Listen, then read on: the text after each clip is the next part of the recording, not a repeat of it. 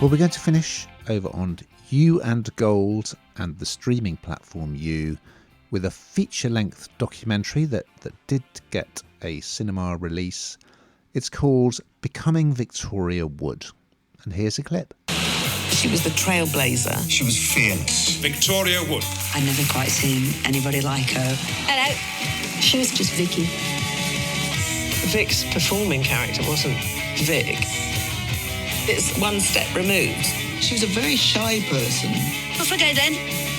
She needed to become comfortable as herself. Well, I'm a huge fan of Victoria Wood, so I was delighted to watch this and to be able to talk about it today, because this is nearly 10 years. I couldn't believe it, actually. Nearly 10 years since she passed away. And just, it feels like yesterday almost, doesn't it? She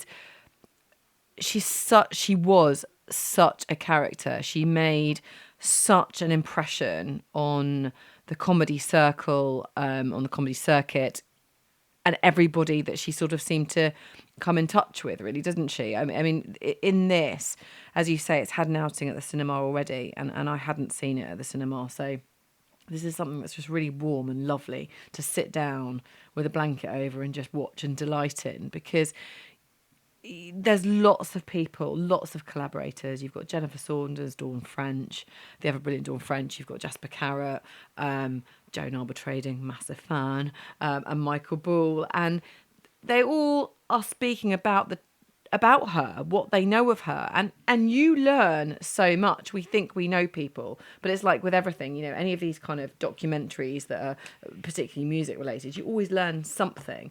And in the same way you learn a lot about Victoria Wood, you know, she was quite a shy character. You don't often think about that about comedians, do you, that go on the stage? Of course, she did lots of TV work too.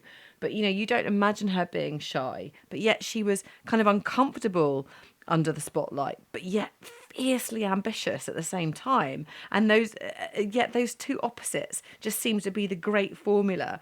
And what really shone through in this for me is her want to help people all the time, the underdog, you know. And I think that's really lovely, because once you've made it, it's very easy, as we know in the industry we're in, to get swept along with what everyone's telling you, what everyone's saying, what should be done.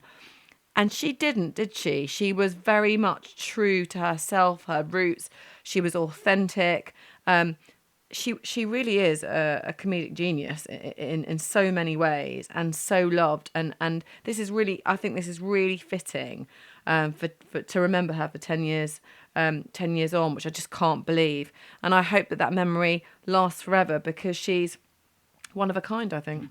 What do you think, Ian? Well, I thought I knew a lot about Victoria Wood, but I learned so much from this, and, you know, obviously that's partly the benefit of it being feature length. And I was lucky enough to talk to the director, Catherine Abbott, about it, and she's done a wonderful job on this.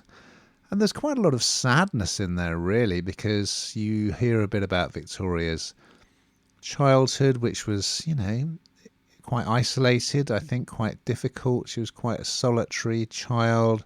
She was very self-conscious about her appearance. As you say, she was very shy. And it's interesting how some shy people are drawn to performance, even though they find it excruciatingly uncomfortable. There's something that kind of, they want to do that. And it says that she saw Joyce Grenfell at the theatre when she was very young, and she was doing like a one-woman show, and she thought, oh, okay, so you can do that. You can be a woman on your own on the stage, and everyone's listening to you and laughing at you.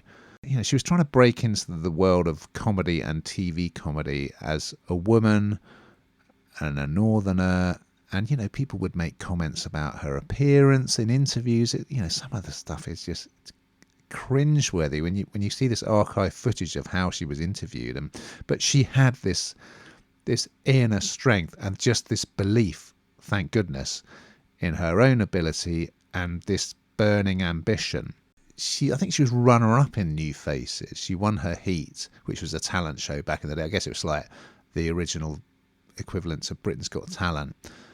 And it felt like that was going to be the big breakthrough. And then she got a slot on That's Life, which was the hugely popular consumer program presented by Esther Rantzen, doing comedy songs. I mean, her songs like the Ballad of Barry and Frida, for instance, were great, but she had to write songs about a subject that they chose every week. She didn't like it, and then things just went quiet. And it was meeting Julie Walters at a theatre review she was appearing in London was clearly a key moment.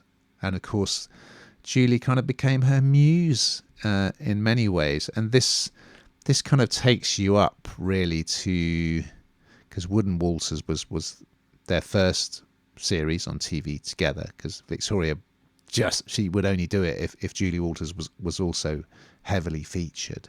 I think that kind of gave her confidence. And it takes you up to Victoria Wood as seen on TV, where she's got this little ensemble: Celia Imrie, Julie, of course, Duncan Preston, and then the brilliant sitcom, of course, Dinner Ladies as well. And as you say, a lot of her comedic characters were underdogs, people who kind of felt invisible or kind of, underrated. So I think with the passage of time, we're just coming to realise how incredible and how trailblazing Victoria Wood was. And yeah, you see some great Acorn Antiques footage, and of course the Two Soups sketch with Julie Walters as the waitress. So yeah, there's some stand-up, some songs. It's just a delight from start to finish.